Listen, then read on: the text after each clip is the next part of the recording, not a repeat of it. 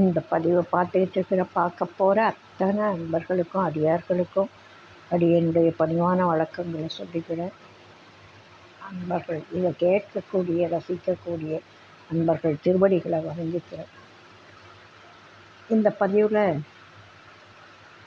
நம்ம என்ன பார்க்க போகிறோம் அப்படிங்கிறதுக்கு முன்னாடி வழக்கமாக அன்பினை பெறுவாயாகில் எல்லாத்துக்கும் அன்பு தான் முதல். அன்பினை பெறுவாயாகில் அதர்மங்கள் அனைத்தும் நீங்கி துன்பமும் தவிர்ந்து போகும், துயரம் இங்கு உண்டோ சொல்வாய். இந்த பதிவில் நம்ம பார்க்க போகிறது திருமூல நாயனார். அவர் சாதாரணமாக சொல்லுவாங்க, திருமூலன் செய்தது 3000 தமிழ், 300 மந்திரம், 30 உபதேசம், எல்லாம் ஒன்று தானே அவரே ஒரு பாடலில் கடைசியில் சொல்லுவார். அந்த ரெட்டியப்பட்டி சுவாமிகள் அதை சொல்கிறப்போ சித்தர் பாஷை அது ஒன்றா இருக்கும், அதுக்குள்ளே இருக்கிற கருத்து இன்னொன்றா இருக்கும் அப்படின்னு சொல்வார். சித்தர் பாஷை கருத்து வேறு அப்படின்னு சொல்வார். அது மாதிரி இந்த பாடல்களை படிக்கிறப்போ ரொம்ப அற்புதமான அருமையான கருத்துக்கள் ரொம்ப நல்லா இருக்குது. சுவாமிகள் பாடல்களோட அடிக்கடி இந்த திருமந்திர பாடல்களை படிக்கிறப்போ அது ஞாபகம் வருது, அதை படிக்கிறப்போ இது ஞாபகம் வருது. ஒரு இப்போ காளமேக புலவருடைய பாடல்களை படிக்கிறப்போ ரொம்ப சுவையாக ரசனையாக இருக்கும். ஒரே பாட்டு 2 கருத்தை காட்டும். அது புலவர்களுக்கு அது ரொம்ப சகஜம். இவர் சொல்கிற கருத்து, இவர் புலவர் தான், அதாவது யார்கிட்ட புலமை இருக்கோ புலவர்கள் தான். இவர்கள் சித்தர்கள், அதாவது அவர்கள் சித்தத்தில் மற்றவர்களுக்கு புரியாத விஷயங்கள் புரியும், தெரியாத விஷயங்கள் மற்றவங்களுக்கு தெரியாத விஷயங்கள் அவங்களுக்கு தெரியும். அதனால தான் இவ்வளவு நுட்பமான, யாராலையும் சொல்ல முடியாத பல நுட்பமான விஷயங்களை அவர் எடுத்து சொல்லிட்டு போயிருக்காரு. இதில் ஒரு பாட்டு ரொம்ப ரசனையாக இருந்தது. எனக்கு ஆழமாக போக தெரியாது, ஆனால் ரசிக்க தெரியுது.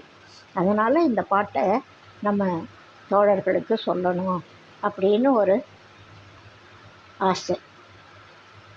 அன்பர்கள் கூட்டம் நம்ம எல்லாரும் இதை கேட்குற, பார்க்குற, ரசிக்கிற எல்லாரும் அன்பர்கள் கூட்டம், அடியார்கள் கூட்டம், நம்முடைய தோழமையான கூட்டம். அதனால் அவங்களுக்கு இந்த நல்ல விஷயங்களை சொல்லலாமே. இதில் பல பேர், இதில் கரை கண்டவர்களும் இதில் இருக்கலாம். நான் இல்லைன்னு சொல்ல வரல. எனக்கு தெரியும், எனக்கு மட்டும்தான் தெரியும்னு நான் சொல்லலை. ஏராளமானவங்களுக்கு ஏராளமான விஷயங்கள் தெரியும்.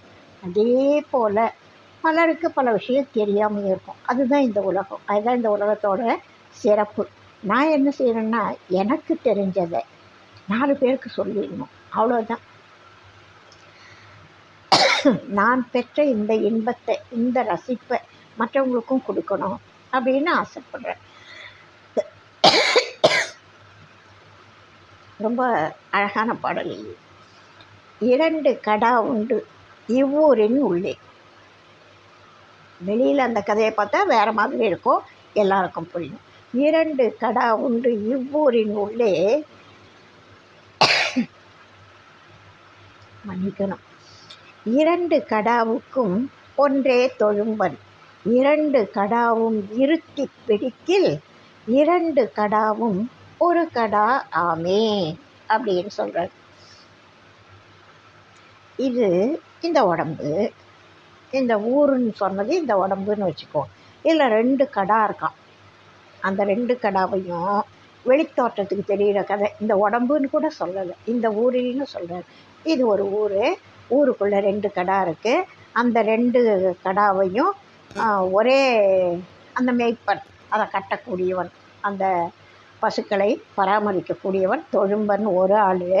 இந்த 2 கடாவையும் இறுக்கி பிடிச்சிட்டா, அதாவது செயல்படாமல் விட்டுட்டா 2 கடாவும் ஒரு கடா ஆமே. இதுதான் வெளியில் தெரிகிற ஒரு பொருள் இல்லையா. அதுக்கு என்ன திருமூலர் சொல்கிற கருத்து என்னென்னா, இந்த உடம்பு, இந்த உடம்பில் சுவாசமாகிய இடகலை பிங்கலை ஆகிய சுவாசம் ஓடிட்டுருக்கு.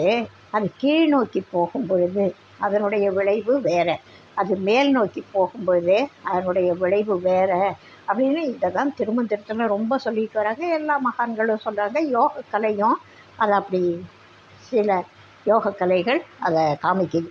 நிறைய கற்றுக் கொடுக்குறாங்க. இப்போது பல இடங்களில் யோக கலைகளை கற்றுக் கொடுக்குறவங்க இருக்காங்க. அதை யோகாவாக கற்றுத் தருவாங்களே தவிர எங்கே ரீச் ஆகணுமோ அங்கே போகிறதுக்கே அவங்களால கற்றுத்தர முடியாது. குருமார்கள் நம்ம சுவாமிகளை போல, திருமூலரை போல, நால்வரை போல, திருமுறை ஆசிரியர்களை போல ஞானம் பெற்றவர்களால் மட்டுமே சரியான பாதையை காட்ட முடியும். மற்றவங்களாம் நூலறிவுக்காரர்கள்.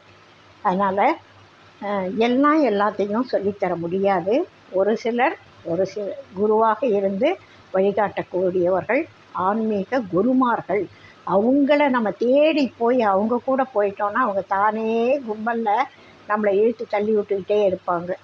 இப்போது திருப்பதி மூலஸ்தானம் போனோம், எங்கேயோ ஒரு இடத்துல கொஞ்சம் நேரம் வெயிட் பண்ணுவோம்.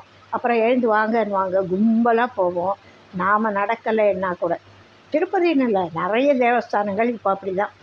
அப்புறம் எல்லாம் வாங்கினோடனே தபதபன்னு கும்பலாக போவாங்க. ஒருத்தர் நடக்கலைன்னா கூட நடக்க வச்சிடுவாங்க. பின்னாடி இருக்கிறவங்க தள்ளிட்டு போய் எங்கே போகணுமோ அங்கே கொண்டு விட்டுடுவாங்க. இது பல இடங்களில் இருக்குது. எல்லாரும் ஒரே நிகழ்வை நினைக்கக்கூடாது, நல்லதையும் நினைக்கணும். அதுபோல் நல்ல இடத்துல நல்ல கும்பலில் நல்லடியாரோட நின்றுட்டோன்னா நமக்கு தெரியலன்னா கூட, நம்மளால் முடியலன்னா கூட நம்ம தள்ளி கொண்டு போய் எங்கே சேர்க்கணுமோ அங்கே சேர்ப்பாங்க நல்லடியார், நல்ல குருமார்கள். நாம் பலம் இல்லைன்னா கூட நமக்கு அந்த நல்ல வாய்ப்பை கிடைக்க வச்சிடும் அந்த சூழ்நிலை. அதுபோல் சித்தர் இவங்கெல்லாம் 2 கடாவுண்டு இவ்வூரினுள்ளே 2 கடாவுக்கும் ஒன்றே தொழும்பன் 2 கடாவும் இருத்தி பிடிக்கில் 2 கடாவும் ஒரு கடா ஆமே. உடல் என்ற இந்த ஊருக்குள் உழவை செய்யும் நிசுவாசம். ஒன்று உசுவாசம், இன்னொன்று நிசுவாசமாக. இந்த 2 கடாவுக்கும் பேர் பாருங்கள். உசுவாச கடா, நிசுவாச கடான்னு வச்சுக்கோங்களேன். அப்படி 2 எருது இருக்குது. இந்த 2 எருதுகளையும் செலுத்த ஜீவனான தொழும்பன் ஒருத்தந்தான் இருக்கான். இந்த உடம்புக்குள்ளே ஒரு ஜீவன் இருக்குது.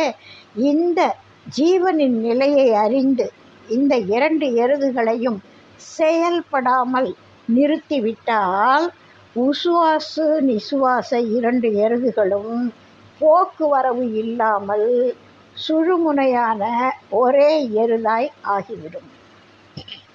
2 ஓடிட்டு இருந்தது நடுநாடியில் சென்று சுழுமுனை அடையும் பொழுது ஒரே எருதாக ஆகிவிடும். இதை நீங்கள் என்ன செய்யணும்? பிராணனை கும்பிக்கணும். கும்பிக்கும் பொழுது கீழ்நோக்கி செலுத்தாமல் மேல் நோக்கி செலுத்தும் பொழுது, கும்பிக்கும் பொழுது அதனுடைய ஆற்றல் வேறாக இருக்கும். அந்த வேகத்தில் அது சுழுமுனையை அடையும் பொழுது 2 கடாவாக இல்லாமல் ஒரே கடாவாக ஆகிவிடும் அப்படின்னு சொல்லக்கூடிய இந்த பாடல் ரொம்ப ரசனையாக இருந்தது எனக்கு. இந்த 2 கடாவையும் அடக்கி ஆட நம்மளால் முடியுதா? இல்லை. அதுதான் நம்மகிட்ட இருக்கிற பலகீனம். அதை சரியான முறையில் பயிற்சியும் இறையருளும் குருவருளும் இருந்தால் 2 கடாவையும் ஒரே கடாவாக நம்மாலும் ஆக்க முடியும். அதற்கான தேடல் முயற்சி நம்மகிட்ட இருக்கணும். இந்த 2 கடா கதை ரொம்ப நல்லா இருந்தது. அதுக்கு வச்ச பேர் அதை விட சூப்பராக இருந்தது. உசுவாசமா நிசுவாசமா. ஒரு கடா பேர் விசுவாசம், இன்னொரு கடா பேர் நிசுவாசம். இந்த 2 கடாக்களையும் நாம் கூட அடக்கிறதுக்கு முயற்சி பண்ணால் நல்லா இருக்கும். இதுக்கு என்ன செய்யணும் அப்படின்னா, மூச்சை தடுக்கணும். எப்படி தடுக்கணும்? கும்பகமாக பண்ணணும். மூச்சு 2ம் கடாக்கள் என உருவகம் செய்யப்பட்டன. தொழும்பன் நாம தான் அந்த ஜீவன். ஒரு கடா கும்பகம். ஒரு கடாவாச்சில் நடுவில் சுழுமுனையில் போய் அதுதான் கும்பகத்தால் கிடைக்கிறது. இவ்வூர்ன்றது இந்த உடம்பை குறிக்குது. இறுக்கி பிடிக்கிறதுன்னா தடுத்து நிறுத்திடணும். எப்படி நிறுத்தணும்? அதுதான் கும்பகத்தில் வைக்கிறப்போ ரெட்டையாக இல்லாமல் நடுநாடியில் ஓட ஆரம்பிக்கும் அப்படின்னு திருமூலர் சொல்லக்கூடிய இந்த கருத்து உங்களுக்கு பிடிச்சிருந்தா, இது மேற்கொண்டு நம்ம நிறைய இது சம்மந்தமாக தான் பார்க்க போகிறோம். ஏன்னா இது நம்முடைய ஆன்மீக பயணத்தை காலத்துக்கு தேவையான கருத்துகள். அதனால் இது உங்களுக்கு பிடிச்சிருக்கு, தொடர்ந்து இது மாதிரி விஷயங்கள் போடலாம் அப்படின்னு சொன்னால், கேட்குறவங்க பார்க்குறவங்க இது எனக்கு கருத்தை சொல்லுங்கள், இது வேணுமா வேணாமா அப்படின்னு நீங்கள் சொன்னால் தான் எனக்கு தெரியும். இப்போ நாம் நேரில் பார்க்குறோம் பேசுகிறோன்னா உங்களோட முகபாவனையை பார்த்து என்னால் புரிஞ்சிக்க முடியும். எங்கேயோ இருந்து நீங்கள் கேட்குறீங்க, எங்கேயோ இருந்து நான் பேசுகிறேன், நான் என்ன பேசுகிறேன்றது உங்களுக்கு பிடிச்சிருக்கா இல்லையான்னு என்னால் கண்டுபிடிக்க முடியாது இல்லையா? அதனால் உங்களோட கருத்தை சொல்லுங்கள், தெரிஞ்சுக்கிட்டு நான் இந்த கருத்தில் தொடரலாமா அல்லது வேறு மாதிரியான கருத்துக்களை சொல்லணுமா அப்படின்னு தெரிஞ்சுக்கிறதுக்காக உங்களோட அபிப்பிராயத்தை கேட்குறேன், கருத்தை கேட்குறேன். வாழ்க வளமுடன். வாழிய நாளும் மெய்மெய் வாழ்க நல்லறங்கள் எல்லாம் வாழிய பெரியோர் நாமம் வாழியே வாழி வாழி. அடுத்த பதிவில் அடுத்த ஒரு கருத்தோடு சந்திப்போம். வாழ்க வளமுடன்.